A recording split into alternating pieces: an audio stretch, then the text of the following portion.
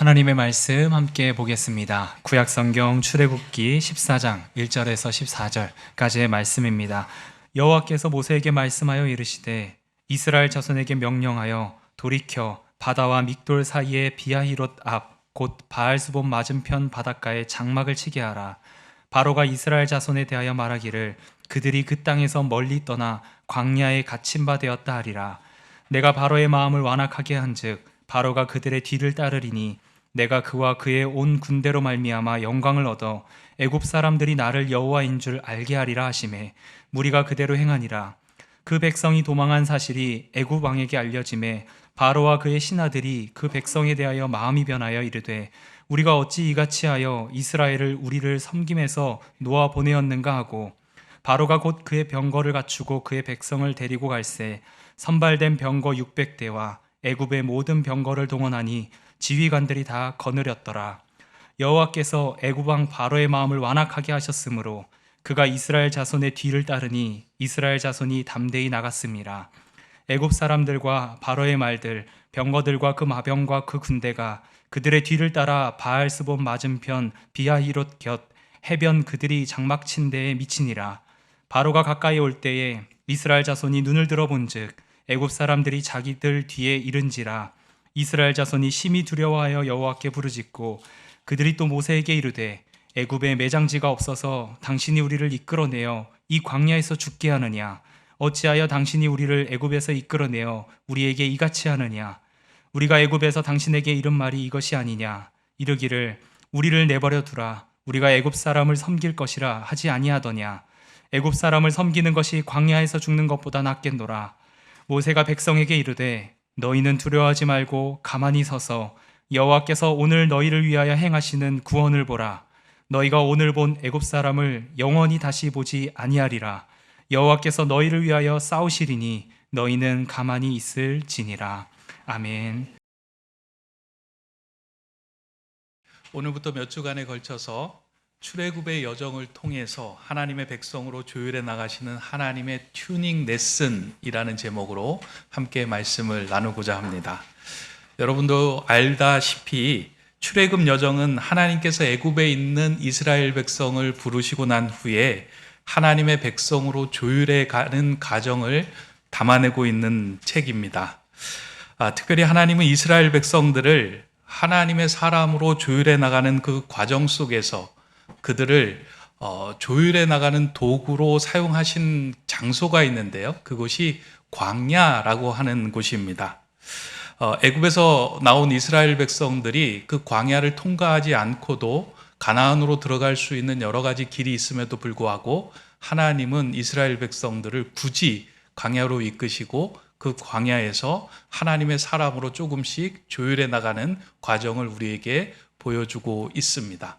그래서 이 광야의 여정을 우리가 읽어간다라고 하는 것은 우리의 신앙 여정에서도 광야 같은 상황을 만날 때가 많이 있는데 그러한 상황 속에서 우리가 어떻게 행동해야 하고 무슨 말씀을 들어야 하는지에 대해서 많은 신앙의 유익을 주는 장소 그리고 말씀입니다. 그러한 맥락에서 우리는 그 광야의 여정을 하나씩 좀 짚어가려고 합니다. 이스라엘 백성들이 애굽에서 나와 가나안으로 들어가는 그 이제 길은 여러 가지가 있습니다. 지도를 보면 이제 몇 가지의 길이 있는데요. 우리 지도에서 보면 가장 이제 손쉬운 길이 어디냐면 애굽에서 나와서 가나안으로 들어가는 과정입니다. 한번 지도를 한번 보시면 좋을 것 같은데요. 여러분들 빨간 그 선을 한번 보시면 좋겠습니다. 나일강 삼각주로 되어져 있는 저 애굽에서 나와서 가나안으로 들어가기 위해서는 해변의 길을 따라가면 약 10하룻길이 걸린다고 합니다. 그래서 그 길로 가는 것이 이제 가장 빠른 길이고요. 오늘 그 지도에 표시되지는 않았지만 아브라함이 가뭄이 들었을 때 애굽으로 건너갔던 길이 이제 수르 광야길인데 중간쯤 되는 겁니다. 그 길로 간다고 해도 20날에서부터 한 달 이내에는 가나안으로 들어갈 수 있는 여정이 됩니다. 그럼에도 불구하고 하나님은 그 길로 이스라엘 백성들을 인도하지 않으시고요. 홍해의 광야길로 이스라엘 백성들을 인도하시고 시내산에서 그리고 가나안으로 다시금 그들을 인도하며 들어가게 하십니다. 이 광야 여정을 통해서 하나님은 이스라엘 백성들에게 해 주시고 싶은 말이 있었고 그들이 들어야 하는 말이 있었기 때문입니다.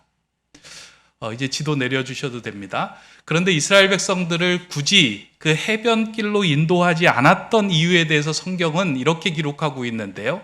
그 해변길에는 블레셋이 있었다라고 이야기합니다.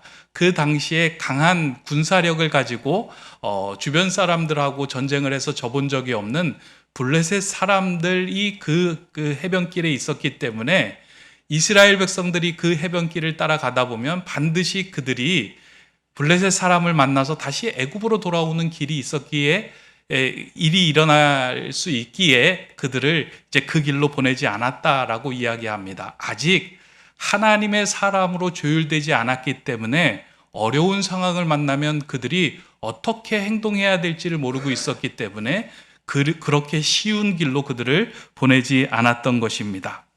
그래서 결국은 이스라엘 백성들을 하나님은 홍해의 광야 길로 보내시고 그 홍해의 광야의 길을 여정을 통해서 그들을 조율해 나가십니다. 그러나 이러한 하나님의 의도를 몰랐던 이스라엘 백성들에게 홍해의 광야길은 원하지 않는 길이었고 그들이 가야 해서는 안 되는 길이었습니다. 왜냐하면 앞에는 홍해가 막혀 있었고 뒤에서는 애굽의 군대가 쫓아오기만 하면 여지없이 붙잡혀서 다시 노예로 들어가야 하는 길이 그 홍해의 광야길이었기 때문입니다. 그래서 이 지역을 알고 있었던 그 바로가 이렇게 말할 것이다 라고 하나님은 말씀합니다. 출애굽기 14장 3절인데요. 바로가 이스라엘 자손에 대하여 말하기를 그들이 그 땅에서 멀리 떠나 광야에 갇힌 바 되었다 하리라. 그러니까 홍해의 광야길에 들어간 그 이스라엘을 향하여 바로는 갇힌 곳으로 들어갔다. 그래서 내가 저들을 잡아서 다시 노예로 끌어올 수 있겠다라고 하는 장소가 홍해 앞 광야의 길이었다라는 겁니다. 하나님은 이 길이 위험하다라고 하는 것을 모르셨을까요? 다 알고 계셨을 겁니다. 그럼에도 불구하고 하나님께서 이 광야의 길로 이스라엘 백성을 인도하신 데에는 분명한 계획과 분명한 이유가 있었습니다. 광야라고 하는 것이 하나님의 말씀이 들리는 장소였기 때문입니다. 실제로 광야를 뜻하는 히브리어 미드바르에는 그러한 의미가 담겨져 있습니다. 미드바르라고 하는 말은 히브리어인데요. 다바르라고 하는 단어에 어원을 두고 있습니다. 그래서 다바르라고 하는 것은 하나님의 말씀이라고 하는 뜻인데요. 그 다바르에 접두어 미를 붙여서 미드바르가 된 것입니다. 히브리어에서 미라는 접두어가 붙으면 뭐뭐 하는 곳, 그런 장소가 됩니다. 그래서 말씀이 다바르인데요. 미드바르 하면 그 말씀이 들리는 곳, 광야라고 하는 뜻이 됩니다. 예를 들어서 거룩을 뜻하는 히브리어가 카도시인데요. 이 카도시에 접두어 미를 붙이면 미크다시라는 단어가 됩니다. 이 미크다시는 성전이라고 하는 뜻이 되는데 하나님의 거룩함이 임하는 자리라는 의미를 갖고 있기에 성전이라는 뜻으로 번역이 됩니다. 그래서 미드바르라고 하는 말은 광야라고 하는 뜻이기도 하지만 어원적으로 볼 때는 말씀이 들리는 곳이라는 의미로 해석할 수 있습니다.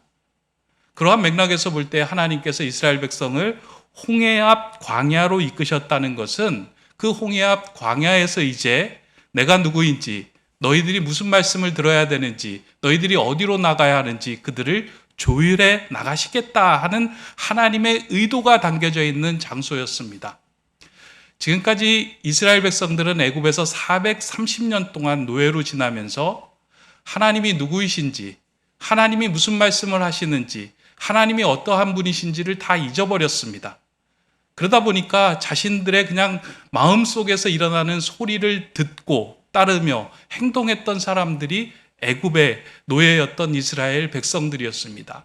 그 상황에서 하나님은 진정한 하나님을 만나고 그 하나님의 소리를 그들에게 들려주기를 원하셨던 것입니다.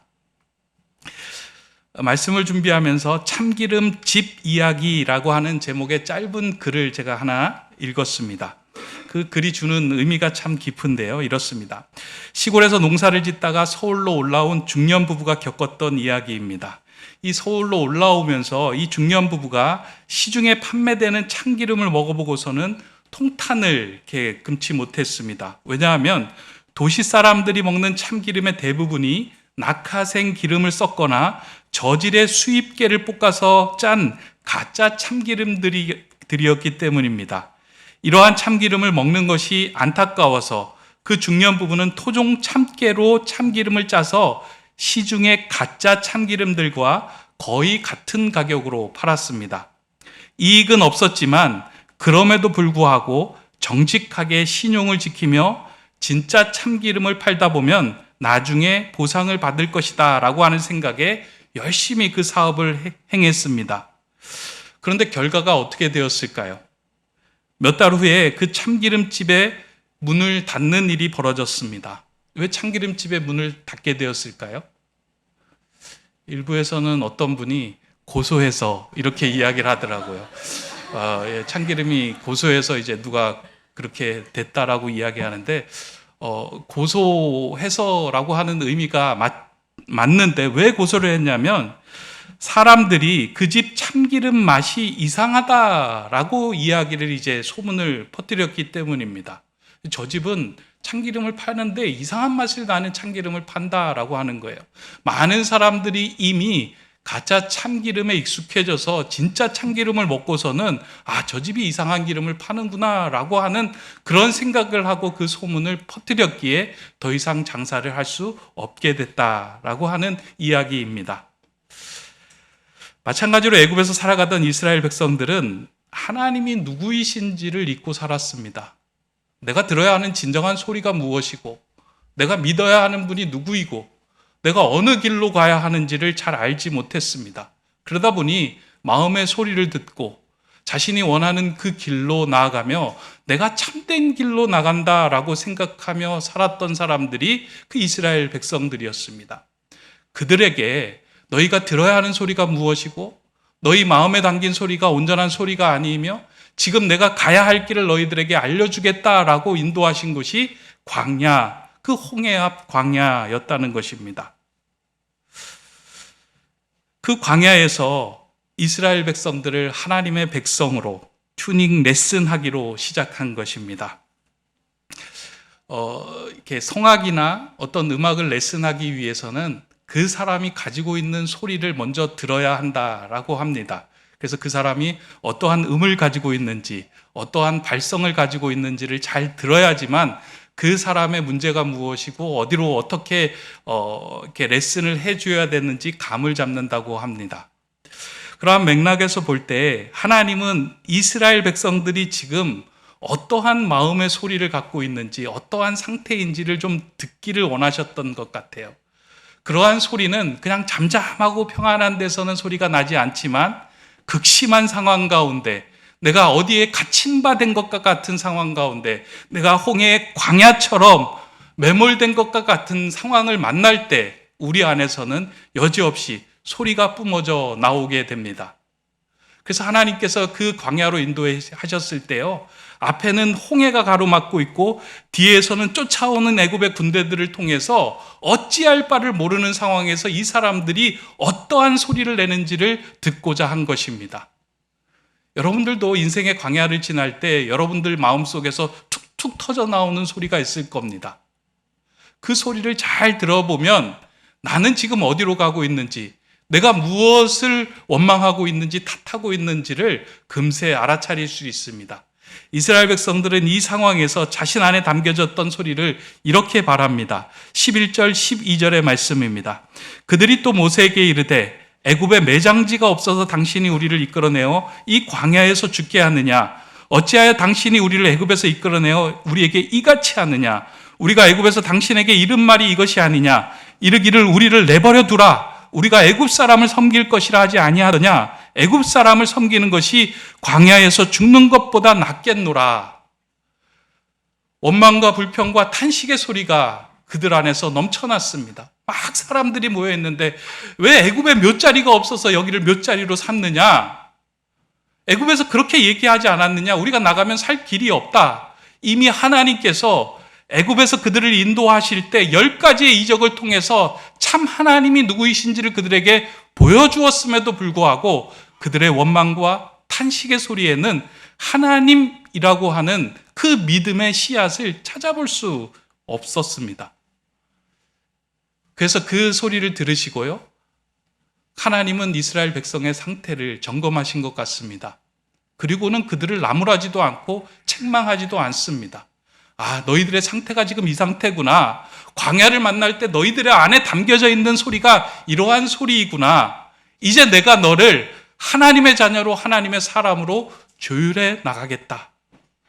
그러면서 하나님의 사람이었던 모세를 통하여 이 광야를 지날 때 이스라엘 백성들이 어떠한 마음 자세로 살아가야 하는지를 그들에게 들려주십니다. 그게 이제 오늘 우리가 읽었던 본문 13절의 말씀인데요, 우리가 한 목소리로 함께 읽겠습니다. 모세가 백성에게 이르되 너희는 두려워하지 말고 가만히 서서 여호와께서 오늘 너희를 위하여 행하시는 구원을 보라. 너희가 오늘 본 애굽 사람을 영원히 다시 보지 아니하리라. 똑같이 두려운 상황이고 똑같이 홍해 앞 광야에 서 있었던 사람인데 모세는 이스라엘 백성들 앞에서 그렇게 담대하게 외칩니다. 너희는 이제 가만히 서서 하나님께서 너희를 행하여 하시는 구원을 보라 라고 외칩니다. 모세가 이렇게 외칠 수 있었던 이유는 모세는 미리 광야에서 40년간 하나님께 조율된 사람이었습니다. 광야가 올 때 그 자리를 무서워하고 두려워하고 도망가는 자리가 아니라 그 자리는 하나님의 말씀이 들려오는 자리이며 그 자리에서 우리는 하나님께 조율되어 가야 하는 자리이다. 그 상황을 피하지 말고 하나님이 이 상황을 통해서 무엇을 행하는지 너희가 담대히 서서 보라 라고 그들에게 외친 겁니다. 저는 이게 광야를 지나는 성도들에게 주시는 오리엔테이션과 같은 말씀이다라고 생각이 됩니다. 그러니까 하나님의 사람인 모세를 그들 앞에 세우시고요, 이제 앞으로 너희가 광야를 지날 터인데 너희들이 가져야 할 자세, 꼭 잊지 말아야 할 자세가 있다. 2가지 스탠스, 너희들이 취해야 할 자세, 꼭 이것은 너희들이 품고 가면 좋겠다.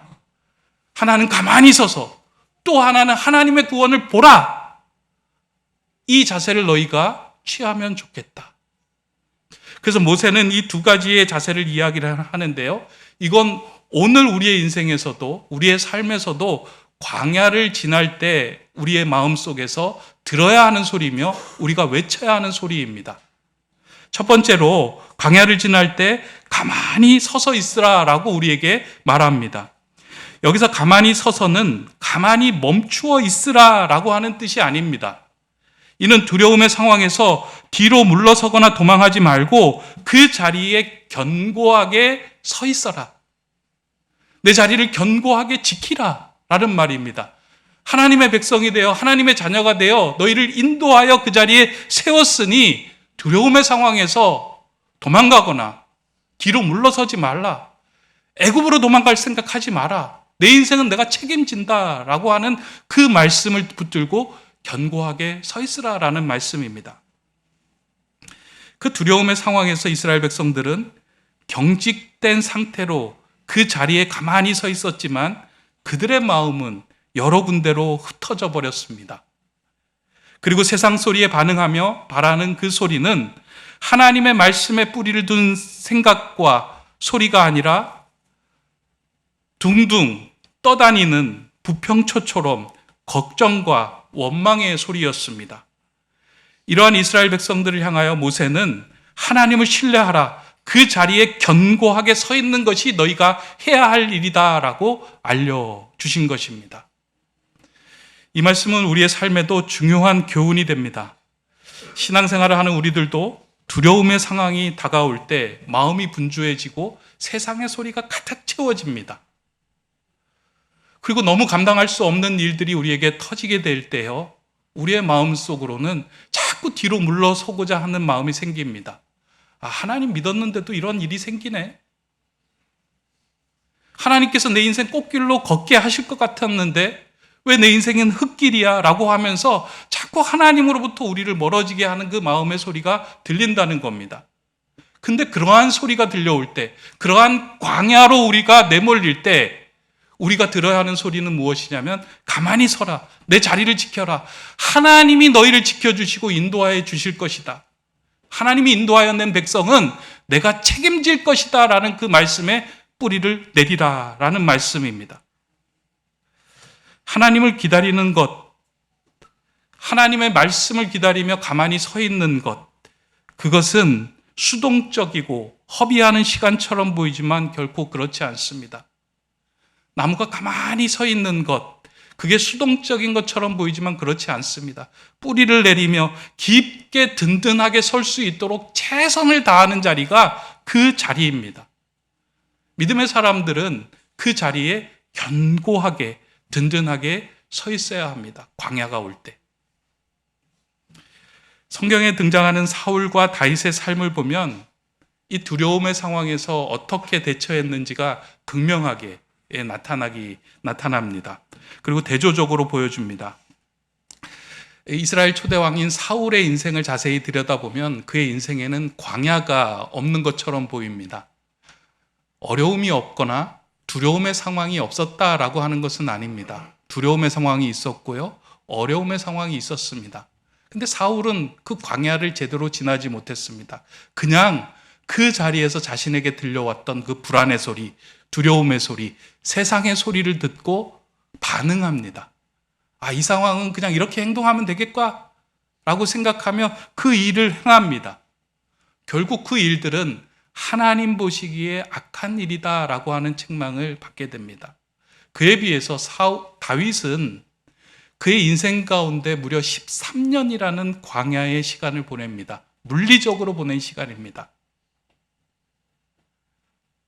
근데 그 광야에 물리적으로 보낸 그 13년의 시간에서 다윗은 그 물리적으로 보낸 시간을 그냥 허투루 쓰지 않고 하나님 앞에 가만히 서서 하나님의 말씀을 듣는 시간으로 많이 삼았습니다. 어렵고 두렵고 이해되지 않는 상황에 자신이 내몰렸을 때 가만히 서서 하나님이 이 일을 통하여 나에게 무슨 말씀을 하시는지 들었습니다. 그러한 결과가 무엇이냐면 시편의 말씀이에요.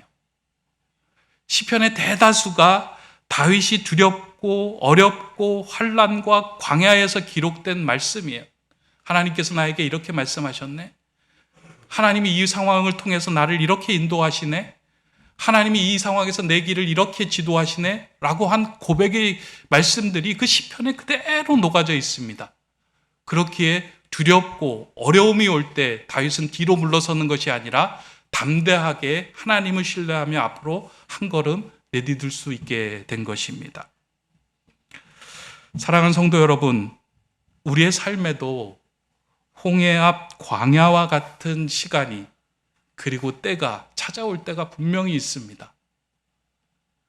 그럴 때 저와 여러분이 기억해야 하는 한마디의 외침이 있다면 오늘 모세가 이스라엘 백성에게 외쳤던 그 소리일 것입니다. 너희는 가만히 서서 너의 자리를 견고하게 지켜라.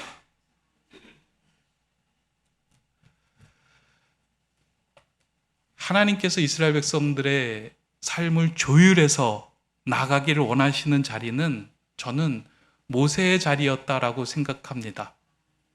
모세가 이스라엘 백성들을 향하여 야, 이런 광야의 상황이 오면 걱정하지 마. 가만히 서서 하나님이 하실 일을 보면 돼.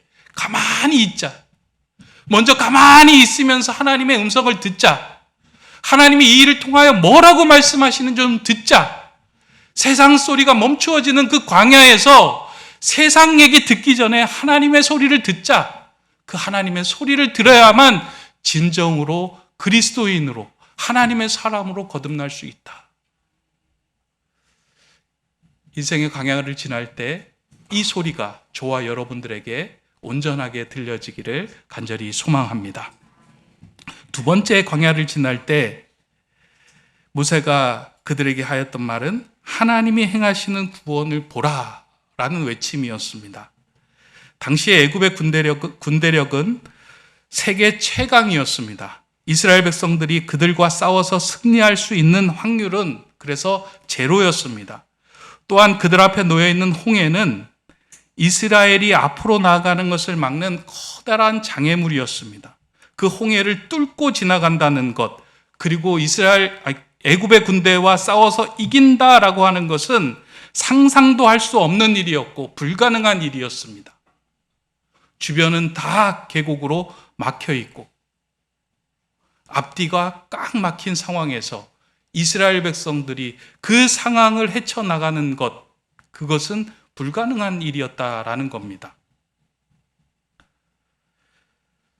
이러한 상황에서 이스라엘 백성들은 그들로 하여금 이곳에 장막을 치게 하신 하나님이 이해가 되지 않았을 겁니다. 그럼에도 불구하고 하나님께서 그곳에서 그들로 하여금 원하셨던 것은 내가 지금 사방에 막혀 있는 것들에 대해서 시선을 거두고 하나님을 바라보라 라고 하신 그 말씀을 하기 위한 그 이유 때문이었습니다. 주변을 둘러보니까 갈 길이 아무것도 없는 거예요. 앞에도 막혔고 뒤에도 막혔고 옆에도 막혔습니다.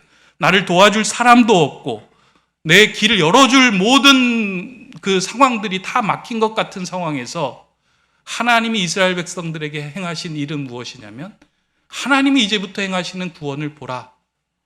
막힌 상황에서 이 상황을 통하여 어떠한 일을 펼쳐가실지 하나님을 믿고 신뢰하며 그것을 보라. 그게 너희들이 해야 할 일이다 라고 전해주신 것입니다.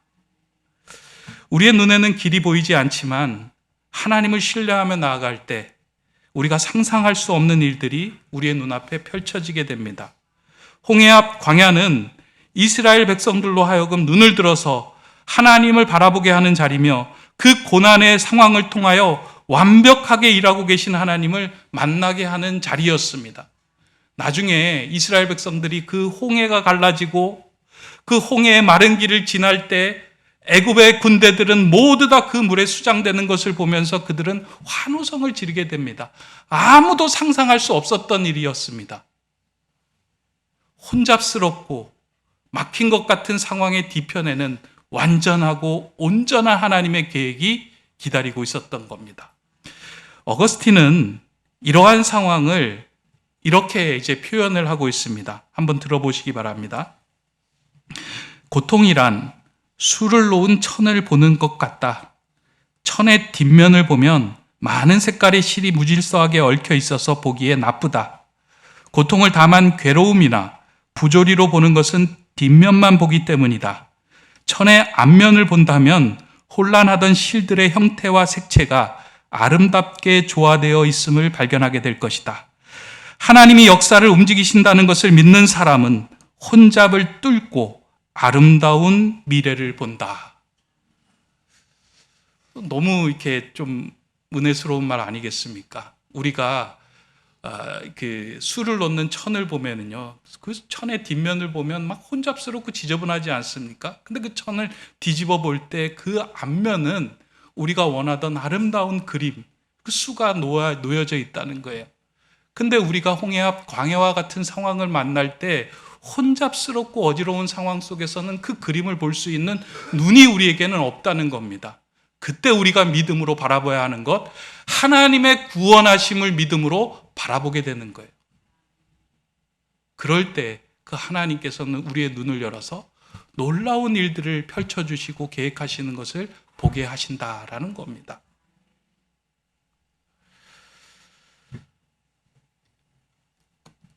우리의 인생이 하나님의 은혜를 제대로 경험할 때에만 우리의 삶 속에서는 하나님의 울림이 울려나기 시작합니다.